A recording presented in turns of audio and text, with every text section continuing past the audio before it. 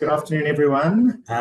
Welcome to another edition of Red and Yellow Industry Webinar, brought to you by Red and Yellow. My name is Nick, and I'm the head of content here. And I'd like to thank you all for making the time to get inspired today. While we wait for a few more participants to join and we kick our webinar off, I'm just going to run through a few housekeeping rules for the next hour or so.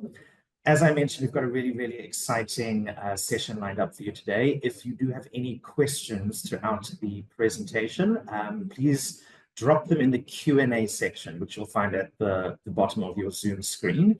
Not the chat. If you want to chat amongst yourselves, that's what the chat function is for. But if you do have a question for our guest today, you're going to be using the Q&A, and I'll be reading out those questions towards the end.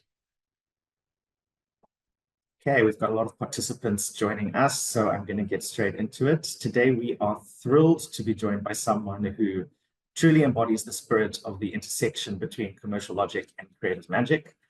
He's a bold voice in youth marketing, a disruptor in digital storytelling, and someone who defies every boring cliche when it comes to being a marketer. Please help me welcome Anesu Malisa, also known in some corners of the internet as the Black Sparrow.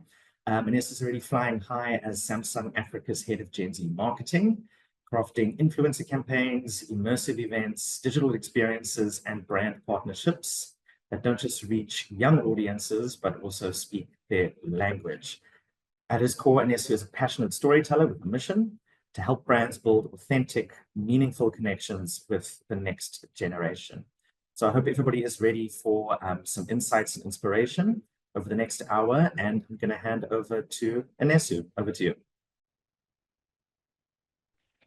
Awesome. Well, hi, good afternoon, everybody. Hope everyone's doing well. As mentioned, my name is Anesu Malisa, but you can also call me the Black Sparrow. I always like to say that sound effects are always included. And yeah, thank you so much for taking your time today to be with us, and really excited to be taking you through, I guess, my presentation today. It's actually something that that I sort of prepared, I think it was last month for Marketing Cafe, but still think it's relevant. Plus, also, there's an additional Easter egg at the end. So everybody was at Marketing Cafe who's probably sort of seen the what's name. I'm going to dive a little bit deeper into the subject matter there. But then, as mentioned, there's going to be some never before seen content. So just a little promise for everybody. But I really do hope that, I guess, everybody walks away inspired to take creative courage, to be courageous in your creativity, and continue to push the boundaries of what's possible to craft really amazing campaigns that will deeply impact your target consumer. So I think don't be shy, just say hi. Let us know where you're tuning in from. It would be great to know where everyone's tuning in from, be it if you're studying, if you're working. Yeah, let us know. Just want to sort of say hi to a couple of peeps. So light up the chat box. Hello from sunny Cape Town. Melissa. Is it Melissa or Malisa? Because I see the A there. Melissa from Cold Joburg. So we have Melissa and Melissa. We got Ashley from Paul. Capisha from PTA, Pretoria. We got Botswana in the house. We see you. Namibia. Oh man, I love Namibia. I used to stay in Namibia once upon a time. Sparrow was a Namibian Sparrow. All right, we got Durban, we got Cape Town, CPT. Awesome. Great. We got a lot of people from everywhere, which is really awesome. And super grateful to have everybody. And so obviously now this is the part, of course. Right, just make sure that this is cool. So by the way, I do not use Zoom. So we use Microsoft Teams. I'm not too familiar with what's the name. Plus, also, if you see the user interface of the machine that I'm using, just remember we don't use Zoom. Zoom is blocked by a firewall. So yeah, I don't want any controversy, okay, from anybody. All right, so just quickly jump in over there. All right. Cool, ready to go. All right, just want to make sure again that we are all good and that I'm sharing audio, because I also have some content. So you would be very pleased with that. Okay, awesome. So the conversation for today, going to sort of fly through it, and yeah, just sort of made sure that there is time at the end for some questions. And so basically going to kick off with a subject matter, engaging the consumer of the future and really having a look at, what is the driver of engagement, especially with, what's currently going on. And one question that I do want to pose to everybody is, how are you feeling in general? Right. So let us know in the chat box. How's everyone feeling? Obviously, we've had sort of public holidays sort of happen, and kind of curious to find out where everybody's at from a temperature perspective. How's everything been going? So don't be shy. Once again, light up the chat box. Would like to find out how everyone's doing today. Feeling excited. We've got some energized peeps in the house. Feeling really good. Little tired. I see cold and tired. Okay. Everyone's all good. Pretty tired. Tired is coming up. A couple of peeps are relaxed. All right. So just wanted to do a little bit of a pulse check. Super cold. Yep.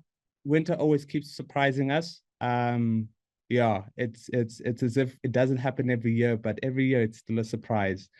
So, obviously the reason why I'm asking this question is because there were recent insights that were released by WGSN, which is so true. And basically what they were talking about is they're referring that, the global workforce, we're currently in what's being called the great exhaustion, right? They're dubbing to say, hey, with everybody who's working, we are currently part of what's called the great exhaustion. I'm going to turn off my video just in case you guys can't see the full preso. But yeah, so we're in the great exhaustion, and obviously this is a combination of things. Obviously, increasing workloads post-COVID. I know a big reality is layoffs, and it's always very interesting when layoffs happen. The workloads don't decrease as staff decrease as well. So the increased workloads, but also just what's happening in and around us politically, financially, just a whole lot of factors that is contributing to what is being dubbed the great exhaustion.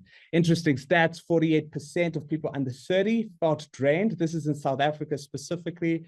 About 40% of South African working women reported feelings of burnout. And this is a real reality. And, obviously a lot of people mentioning tired. And sometimes I think it was last year, there was a very interesting trend where it was in Jan and someone tweeted, it was a TikTok video or it was a tweet or it was an X. But basically they're like, hey guys, it's January, right? But end of year fatigue is still here. Like, what's going on? All right. Something is not okay here. So already kind of people feeling a little bit exhausted, a lot of people feeling like, hey, this is not just an end of year thing. This feels like an everyday thing. And one of the things that was pointed out that to combat the great exhaustion, right, consumers are on the pursuit of what's being dubbed glimmers. And so glimmers are the opposite of triggers, and it refers to small moments of joy and positivity that can combat negative emotions to bring a sense of comfort and safety. And so obviously, when you sort of have this thing in mind, obviously maybe, we didn't know that it was called glimmers, but really, they sort of went on to unpack the reality of, bed rotting and couch potatoing. And really, you then also see it in a lot of activities, right? So glimmers can be found, for example, running is a big boom. So a lot of people are looking at fitness as a glimmer for them, a place where they could find joy, positivity, and just a sense of escape from their everyday reality. Glimmers could be going out and experiencing sort of new restaurants. It could be going out as well to go to concerts and all of that. And that's really, what a lot of us are leveraging in order to counterbalance the great exhaustion. And, one of the big ones is also just seeing the luxury of not doing anything, right? What are you doing? I'm doing absolutely nothing today. Where for a lot of people, that's a big luxury because of all the added burdens, right? Because you also have individuals who are not just working, but they're studying and they also have another job. And some on top of that are parents. So really this contributing to the great exhaustion and really looking for glimmers, obviously in the outside world. But now what I'm going to do, I'm going to sort of pivot it a little bit and I'm going to talk about content because I think this also applies to content, right? So if we define glimmers as the things that we sort of go to to experience small moments of joy and positivity that can combat negative emotions to bring a sense of comfort and safety. Then if we look at the South African context, my question was then, does screen time equals glimmer time, right? Does screen time equals glimmer time? And so for me, I like to believe that it does in some way. And the reason being, if you look, South Africa has the highest screen time globally, right? The highest screen time globally. And South Africans spend 58% of their time awake looking at a screen. So obviously, it's not that like the entire time it's a happy time, because I sort of categorize it to say when you're spending screen time, you're either going to encounter a glimmer or a trigger, right? So your screen time, it's either going to be a glimmer or a trigger. So for a lot of people, opening up Microsoft Teams at 9 a.m., that might be a trigger for you, right? But maybe during lunchtime, you're checking out music videos, and that's a glimmer for you. And obviously after work, going to go watch your favorite shows, whatever it is, that's then a glimmer. Same thing with social media. When you go on social media, you either encounter a glimmer or a trigger. And that's really where sort of this then came from. Other stats include YouTube has seen a 120% increase in living room watch time.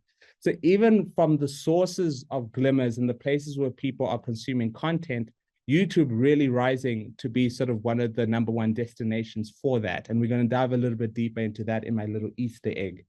So with all of this said, really then from a branding perspective, from a marketing perspective, it's really important that we shift from attention-grabbing content to interest-piquing content.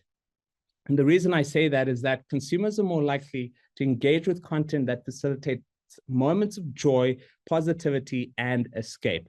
And the reason why I sort of gravitated to the whole attention peaking is because if we look about 20 years ago, 25 years ago, I like to say as consumers, we had more patience because we had less options. Reason being, for example, with me, when I was watching sort of Dragon Ball Z, basically when the commercial break came on, I had no choice but to watch the Dettol commercial, which was on, because I didn't have options. There weren't other things I could consume my time with.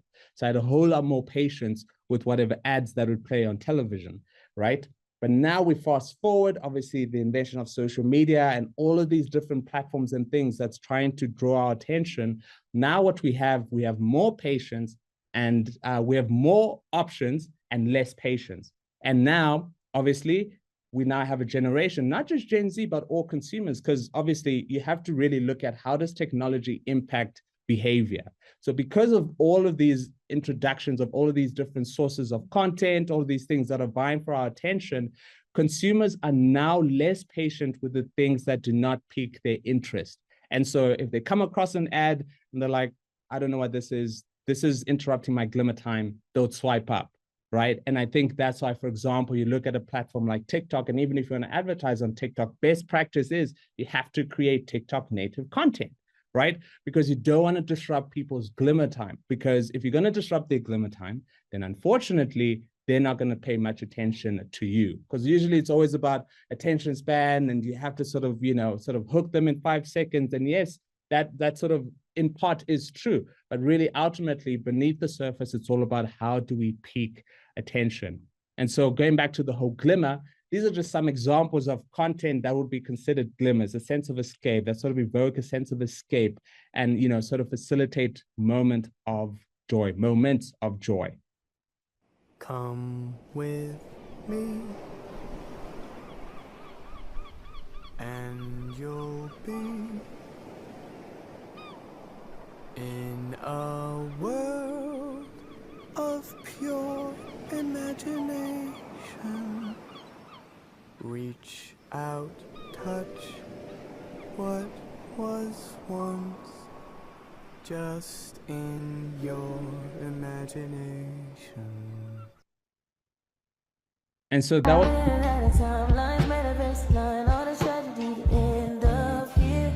Don't kill you, make you strong. That's a lie to keep you going. Find gravity to face my fears. I'm reminded it's on God. And so for a lot of individuals, those pieces of content are glimmers, right? And going back to, for example, the first video, where really one of the key insights that we even found, which sort of led to one of the partnerships that we did, which is in this presentation, was that a lot of millennials and Gen Zs have been inspired to travel because of the content that they have seen on platforms such as TikTok and Instagram. And so you can see how travel content, for example, is a glimmer for certain consumers, right? Music is also a glimmer for a lot of other consumers. And one of the most interesting things when it comes to glimmers, and especially in the integration of live events, where yes, there's a lot of activations and events that happen on the ground, but one thing that has to be considered is what is the digital experience of the on the ground moment that we're creating? Because when you start thinking about it like that, you have an entire audience at home who would have loved to experience what's on the ground, but maybe the tickets got sold out quickly, or maybe these are just individuals that would rather just stay at home, right? And just enjoy the content that they view. And so one of the most interesting things, and you sort of start seeing a whole lot more of it, and I think you probably have noticed how a lot of entities are now creating content around events, right? Creating moments, glimmer moments that give you an inside look into events that sort of happen and sort of finish. Obviously, we can look at Formula One, we can look at sort of sports. If you're a WWE fan, as I am, you'd also notice how even now, they're now sort of peeling back the curtain to what actually happens. And so really it's a consideration for this audience that is at home. And so some examples I'm gonna play now is two. The first one is a set that Shimza played in Spain, and basically sort of taking a different POV for what was happening, so that if you're at home, you love Shimza, and you love Afro House, you also get to partake in this very moment.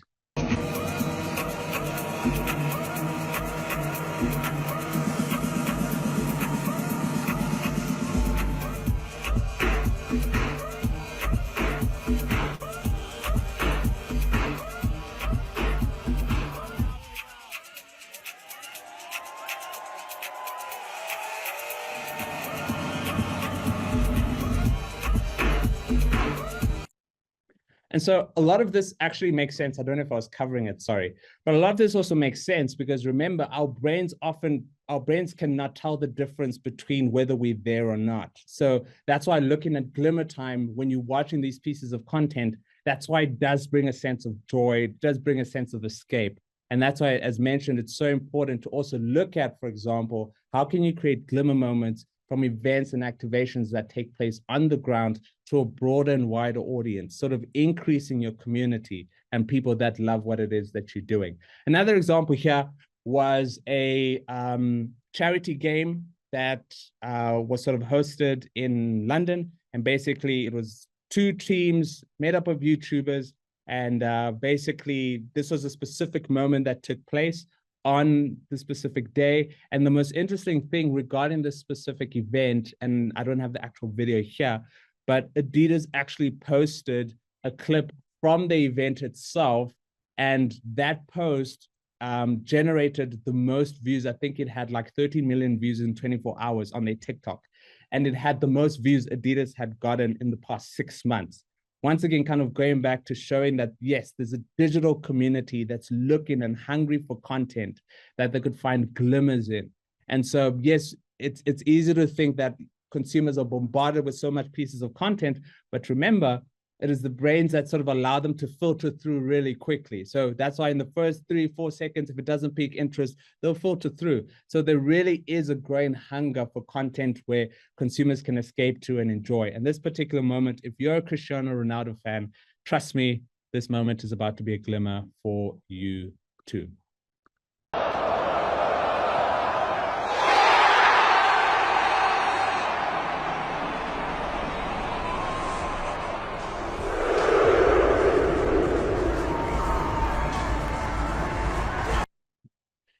So yeah, so I'll never forget watching that the first time, and I actually had goosebumps. And once again, I felt like I was there in the stadium. And that's the power of content and really being intentional about content, that you can literally create experiences where people feel like they are in the room and in that particular place.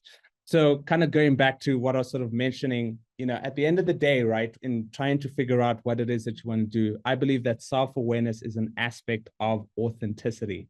And the reason I say that is now that when you're looking at, okay, what are the glimmers that consumers sort of gravitate towards? it's important to understand how then does your brand fit into that, right? So for example, if you understand that your target consumer, they love travel, right? Is that the right glimmer for your brand? Or is there another glimmer that you can sort of tap into? And so that self-awareness is absolutely key, because when you have that self-awareness, you're able to then activate in the places you believe is authentic to you, which will then also come up to be authentic for your target consumer. And so now I'm just going to go to some examples from a Samsung perspective. So last year, one of the experiments that we sort of did was trying to find very creative ways to kind of showcase our devices to the creative community without it really feeling too techy, like we're telling you about the camera, we're telling you about all of those things. And also more specifically, we're driving AI, right? So we wanted to communicate AI to the creative community. So it's like, how do we do that in a way that doesn't feel like I'm teaching you about tech, but that really feels authentic? And so one of the suggestions was like, hey, why not partner up with the Creative Entrepreneurs podcast called Corner Juta and the Beer. And the whole idea, we kind of did a brand takeover with 3 episodes. So we got 2 creatives, a Gen Z director, and sort of another artist as well. And basically, we gave them a creative task to create with the device, leveraging the AI features. So then in the podcast episodes, the stories were all framed around having the right device and really focus more on the creative entrepreneur. And then sort of in the moments in the episode, kind of then plugging in, how then do the device help you as a creative entrepreneur? And so I'm just going to play sort of like a quick clip from one of the episodes. What do you think people can really take away that you learned the most about the AI within the shooting of your phone? Yeah, I was lucky that I've experienced different upgrades on the phones, because we've been working for 2 years now. Been family. But this generative AI edit in particular, I think it cleans the environment better. You know, you'll see how we did it. Does this do it like on photo only or video as well? It does it on photo only. Okay. Which I enjoyed so much. And if you want to talk about business, you can literally just shoot stuff around and submit your stuff right now to your client, because you can literally edit stuff out. You can even add stuff in on the picture, you know. So storyboarding was fun. Storyboarding was crazy. All right. So that was, once again, because I think one thing that you hear a lot of, podcasts is the thing. You have to tap into podcasts, right? And for us, it was like, so because for a lot of consumers, podcast is a place of escape, right? And so when I'm sort of referencing glimmers, as mentioned, it's moments that, you know, sort of create positivity, right? Facilitate moments of positivity, joy, and also a sense of escape. And I see here Andy asking, sort of looking at what event was taking place in Spain during the Shimza clip. So it was actually a DJ set. So it was actually a musical event that was taking place in Spain. And so from a glimmer perspective, it was kind of giving the audience a different perspective into that very same event. So maybe they weren't part of it, because also it was streamed sort of on YouTube as well. But it was really sort of having clever ways of even having content that lives on TikTok, because also that's a big one where it's easy to do cut downs of a long clip and just put it on TikTok. But as you could see, that's sort of handheld, someone taking with their phone. So it really gives you a different POV to what was happening, which then sort of, you know, wants you to find out, okay, cool. So because on the actual caption, they then reference the full clip, which is then the more, you know, the more cleaner production that people can then actually engage with. So kind of going back down to this particular execution, I'm now going to play you the actual short film that was created by Sanam Tobisa, part of this whole campaign with Corner Juta and the Beer. And one of the most interesting things that we did together with them, we didn't just do the podcast episodes. We actually then had a screening for this very short film that I'm going to play for you guys now. And one of the most interesting one was that, and you know, we kind of realized that afterwards, we were like, hey, we actually created a moment where this digital community could actually come together. So at the event itself, you had people who loved the podcast. And for the first time, they actually got to come together. You know, the host of the podcast was there, but actually now getting to interact with people who love the very same podcast that they do. So once again, that ended up also being a glimmer moment for them. And so I'm now going to play you this clip, and I hope that you enjoy.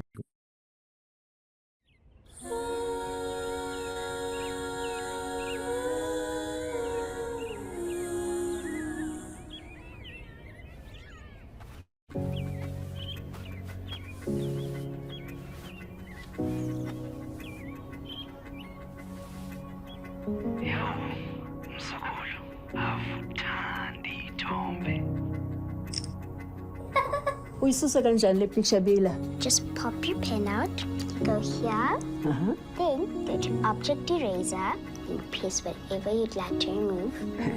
Sure. Just like magic. Sure. Now you try. Okay. So, ndiyaphi? Yenza so. Here. Then you tap whatever you'd like to remove. I can zoom again. You can't do it, Gaga.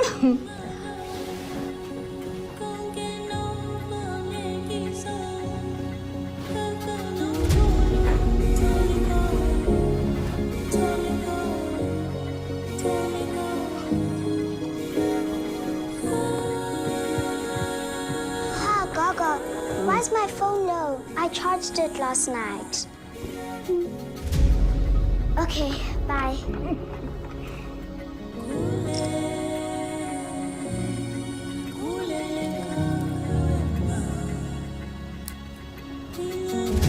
I'm back. Gaga, my phone. Utatomkhulu wakho bezithanda ifoto. Kodwa beningenayo nina nobabili. Jonga ndikwenzele into. Ayithatha. Ngiyabonga, Gaga. Okay.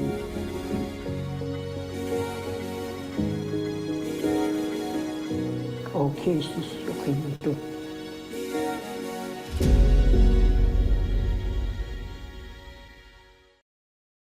So yeah, every time I watch this, tears wanted to come out, goosebumps. And once again, it was like, how do we create glimmers in the content, right? And I think especially when looking at from a tech perspective, how do you make the story human and something that, you know, is relatable, it connects on a human level, from a heart level. And really it you know, I think I'll never forget when my colleague at the time, she literally just read the script and already I had goosebumps. And so once again, going back down to the importance of glimmers and creating content where, yes, you're able to talk about your products. And for us, the challenge was, how do we talk about it in a way that makes the content feel like a glimmer? It evokes positive emotions, right? And a sense of escape. Because I felt like I kind of escaped from the world for the 1 minute and 30 seconds that this was playing. And as mentioned, really, you can do long form content as long as it piques interest and creates a sense of escape. Is something that works really, really well.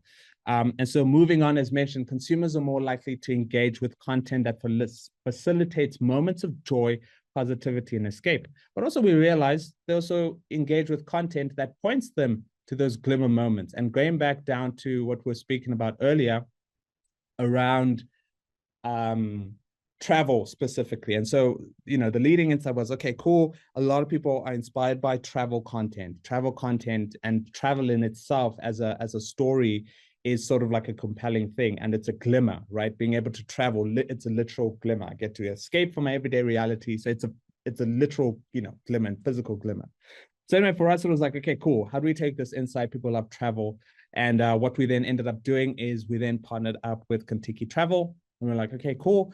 What if we then created an opportunity that connected them to a glimmer moment, right? So at the time, we're launching our S24 FE device. And the idea was, okay, cool. Why don't we create moments where if someone purchases the device, they get up to 40% off a Kentucky trip, right? And so the challenge then was like, how do we talk about this, right? Going back to content, how do we pique people's interest, right? But also more importantly, how do we do it in a way that doesn't make people feel like, okay, this is a hard sell or this is a hard push, right? So after much thinking and deliberation, what we ended up landing on, and this really sort of also speaks to, you know, trying to balance, you know, you try and meet a short-term goal. So for example, you have to sell something, right? So let's say your job, you have to sell a particular product, you have to drive sales for a particular thing.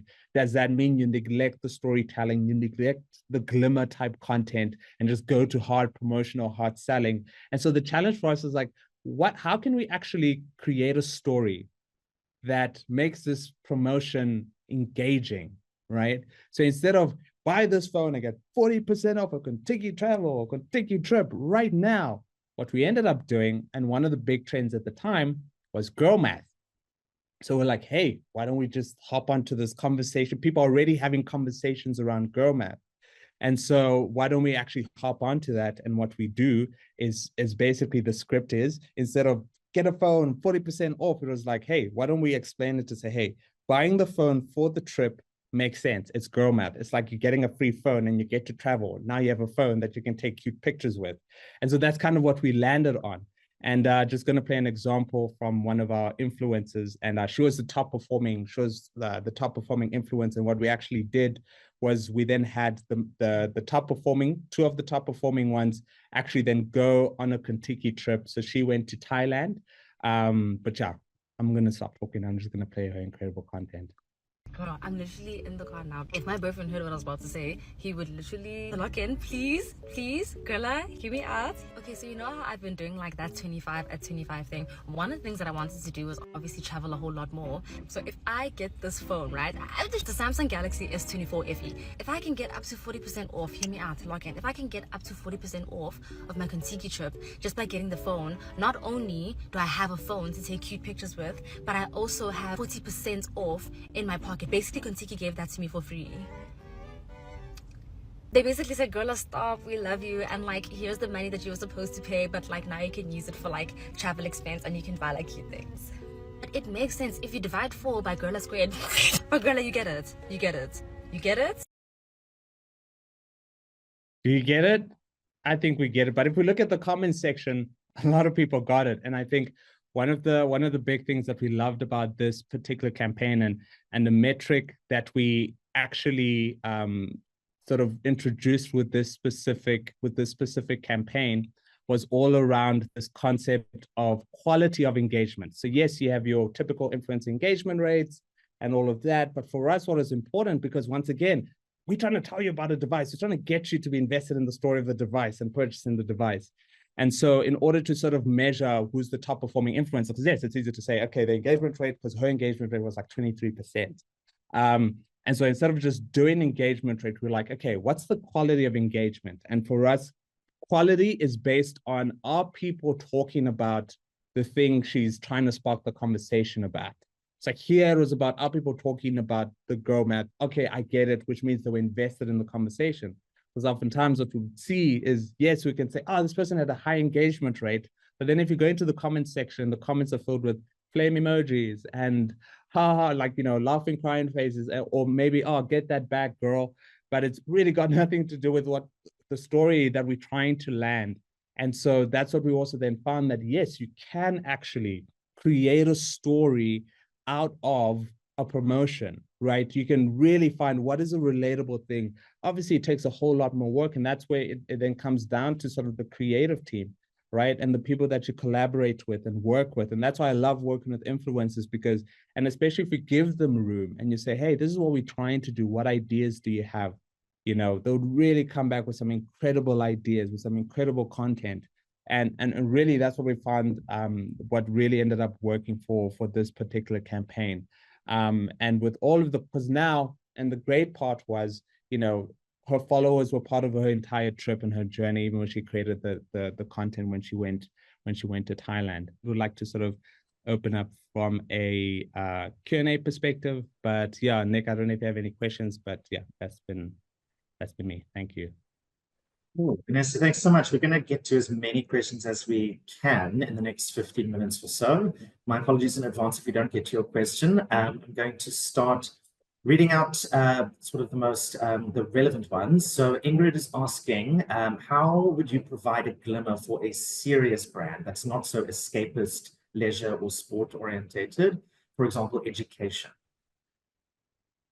Sorry, just repeat that quick, because I was also reading another question here. Sorry, can you just repeat it? Sorry, my apologies. How would you provide a glimmer for a more serious brand that's not so escapist or leisure orientated, for example, education? Yeah, I think once again it comes back down. I'm a firm believer, and I'm really grateful that I think one of the things that I got to do was sort of learning screenwriting, right? To sort of learned the art of screenwriting, so the art of story, and really more, I think it was specifically television, right? So that kind of really got me to understand. So for example, it's like if you look at television shows, why do we love the shows that we love? Why are we sort of always engaged?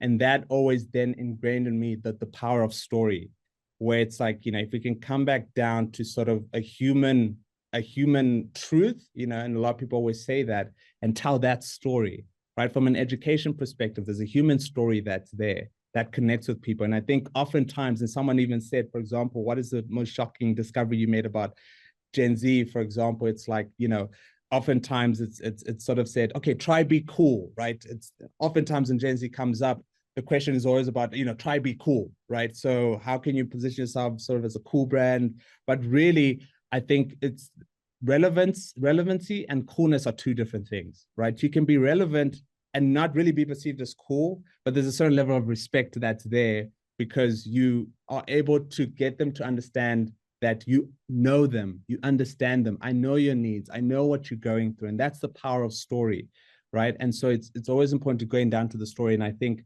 one of the big things when you're looking at consumers today, because they have so many options, right? The reasons to buy now has to go to sort of a deeper level. And the best way sort of that I see it, and I always sort of mention this, where it's all about this idea of product lifestyle fit.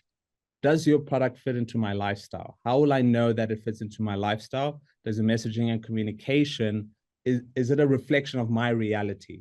Because that's really what relevancy is about. It's like, oh, you understand me, you understand my needs, you understand my everyday reality. You're not disconnected, you don't sound tone deaf. And so I hope that, because once again, positivity, it's not only, for example, just sort of like laughing and all of that, but it's sort of comfort. Comfort is a feeling of, it's a positive emotion, right?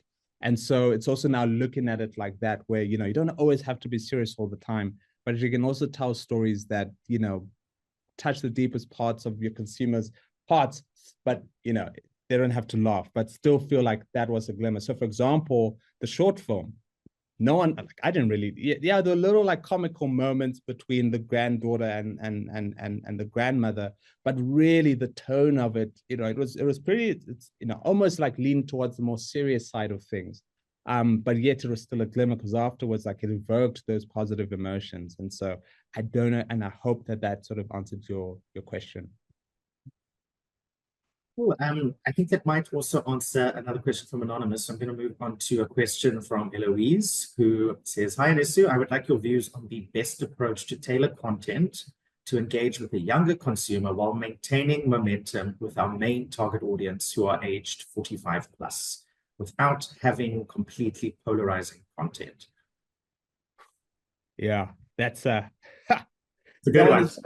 That one is an interesting one, right? But I think the first thing that I'll refer back to once again is the content, is the commercial, is the short film, where whether you play it for someone who's young or someone who's old, it's the same reaction. And that's been one of the craziest things that I've sort of seen. But really, I think, you know, one thing that I always like to say, if you look at different generations, right? I like to call this sort of Gen Z 101. And that was one of my first projects when I joined, was sort of like, hey, how do we demystify Gen Z, right? And it kind of goes to the question of like, what's the one thing that people can sometimes misunderstand, is that at the end of the day, all generations are the same, right? In a sense, and this is why. You always have to find what is the golden thread that makes all generations the same, and then build on from there. And then you then go into what differentiates them. And so the golden thread that makes all generations the same is our psychological needs. Our psychological, it doesn't matter which year you were born in, which generation, which era, fundamentally, we all have the same psychological needs. What's different is how each generation prioritizes and fulfills those psychological needs, right? That's then what differentiates them. And so you look at Gen Z, for example, that's why, you know, one thing that I realized, if you really want to understand the shifts in behavior, it's very interesting. With every technological innovation, there's been a fundamental shift in consumer behavior, right? So for example, you look at Gen Z, majority, like, you know, they label the digital natives. They grew up with social media with a whole lot more information at their grasp. That is a fundamental impact to who they are, but also how they choose to prioritize and fulfill their psychological needs. A good example, you look at self-actualization, right? With Gen Zs, they're more open to leaning towards the continuous, the continuous ways of learning, right? A continuous model of learning. It's, some can call them the DIY generation because that's what they were exposed to. So now versus a previous generation from an educational perspective, it was like, okay, you go to school, after school, you go to varsity, you work at a company for X amount of years, because that was their reality. But I say that to say, I think it's going back down to the fundamental thing. What makes the two the same? And then as mentioned, what is then a story that can sort of unite the two? Because as mentioned, it's very funny, as mentioned, every generation looks down on the previous one, right? These Gen Z, trust me, Gen Zs are going to look at alphas and say, geez, these alphas, kids, relax, chill. I'm now at that age. I'm turning 30 in June, and I'm finding myself saying, these kids will never know. Once you start saying that, it's over for you, right? It's over. Once you start saying, they will never know what it was like to watch Daryl commercials and Dragon Ball Z, on SABC2. They'll never know the excitement.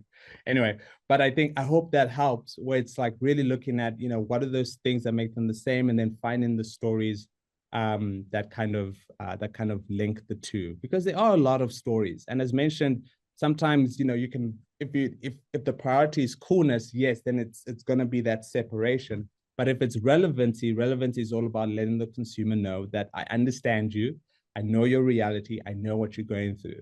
Then you can create stuff that is relevant to both generations at the same time. Yeah. Incredible. I think that answers quite a few of the questions in the chat. So to Bester and to a few other attendees joining us, I hope that answers your question. We've got one from Angelique, who is asking, trends come and go so quickly. How do you at Samsung stay relevant and hop on trends without making it tacky and still making sure you stay true to your brand? Ooh. Yeah, I feel like the trend thing goes back to that whole, trying to be cool for the sake of being cool, right? And sort of going back down to authenticity. Self-awareness is an aspect of authenticity. And yeah, definitely, I know specifically for our department, we've experimented with different trends. And then we, at the end, we're just like, no, man, doesn't really sort of stick, doesn't really stick with us. And I think, you kind of have to let go of the fear of missing out. And that's sort of a big part, because you're like, okay, I want to jump into the conversation, but as mentioned, it's you got to be a little bit self-aware to say will this make sense for us, right? Does this make sense for us? And I think that's really a big question that you have to, and you have to be honest with yourself, because the temptation is mentioned, because trends come up once in a while, but then because what ends up happening is you end up shape-shifting, because you're doing this trend and that trend. And then there isn't that golden thread of hey, what's actually linking? Does it sort of speak or stay true to sort of who you are? And it's a difficult one. And I'm not going to say we've sort of figured it out, but I think one of the guiding ones is does this make sense? And so, for example, sort of going back down to you're looking at the girl math, the travel math, it makes sense, because when you travel, you go without a device, right? You have a cell phone, you're taking photos, so it's a perfect companion. So that story kind of makes sense. The girl math, yes, we have the promote. So it's sort of being does this make sense for us, what we're trying to land? And if it does, let's sort of go. There have been some concepts, luckily they haven't seen the light of day, where it was almost almost force-fitting the what we're trying to do into that. And I know our head of mobile marketing, she's always like, stop trying to force fit stuff. And I'm like, yeah, you know what? Yeah. Because, the FOMO hits and you're like, we have to hop onto this thing. And, always have to be reminders, come back, and sort of remember, what are we trying to do? What are we trying to achieve? And if it makes sense to that, then go for it. But if you're like, this is a big departure, then rather sort of, take a step back. I think ASMR is going to work for every brand, but some brands it could. I'm going to move on to another question that's to do with content itself. How would you suggest providing a glimmer without the use of video? We know video is king, but not everyone maybe has the opportunity to shoot and produce video. Yeah, I think does this also, obviously there's audio that leaves you with audio, and audio is so powerful. I think, audio is a medium that would love to sort of experiment with, but audio is really, really powerful. And the nice one is you don't have to do a lot to create audio that sort of is a glimmer. So I guess it also depends on what you're trying to achieve, but I think there's a lot of things you can do from an audio perspective. I remember Standard Bank did a really cool campaign where they basically, so they leveraged AI to create different genres of their ad into a song. And so they did it via YouTube and Google. And what they then did was they then paired the genre based on the listeners who's more likely to listen to that genre. So that when it plays, it kind of, people would engage and be like, wait a minute, is this an ad? Oh, wait, this is actually really cool. And I love that because it sort of speaks to one thing that I realized where, you also have to remember that consumers are not opposed to ads. So sometimes it's not about hiding that it's an ad, but consumers are only opposed to bad ads. In fact, one of the most interesting thing is if the ad is good, they'll even give even extra props to be like, wow, this is a cool ad, right? And so, that's why, for example, the Super Bowl, one of the key things people look forward to is the commercials, right? Would have thought you'd get excited to watch commercials, right? But it comes back down to it's people are not opposed to ads, but just bad ads. And so I hope that answers your question. So from an audio perspective, I guess it depends on what you're trying to achieve, but there's so many different ones. Obviously, you'd look at audio. One thing that goes back down to is sort of audio sort of seen as a relaxing thing. So once again, going back down to glimmers, escape from your everyday reality. And that's why you have sort of these apps where literally it's just ASMR, but also these long playlists where it's just the sound of crackling of a fireplace, right? That's there and that's really popular. And so that's why I say audio, there's a lot that you can sort of really do. It could be in the stories you tell via audio, but it could just even be the elements of the audio that you use. So be it the music that you're using, it could be the voice that's talking, that in and of itself is just like, wow, okay, just spoke to me about insurance, but I feel really relaxed after that. And that's why I say audio is very powerful, because you don't have to really engage with it for it to have an effect on you. So I'm like, it's really, really powerful. Cool. I think we are out of time with questions, I'm afraid. It is almost 2:00. So I'm just going to extend a huge thank you to Anesu today for joining us and for providing all this incredible inspiration. I think we've all left with a lot of glimmers today, which we can hopefully take into our work as well. And thank you everyone for attending for this past hour. You will all be receiving a copy of this content in the form of the webinar video recording in your inbox. So keep an eye out for that.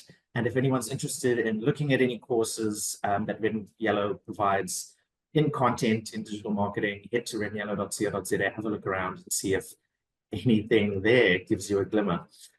So once again, Anesu, thank you so much for joining us. And it's been an incredible session, and we are so grateful that you've done so. Thank you for having me. Appreciate it.